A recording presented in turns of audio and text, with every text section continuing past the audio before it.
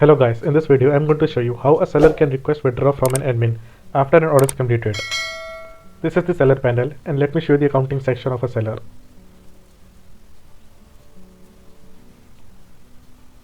Here, as you can see, the balance is rupees 13,500.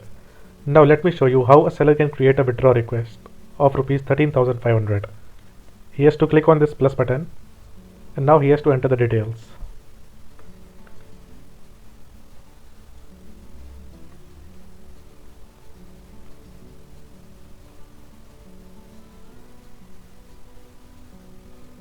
Now, as you can see, a withdrawal request of rupees 13,500 has been created, but the status of the request is still pending.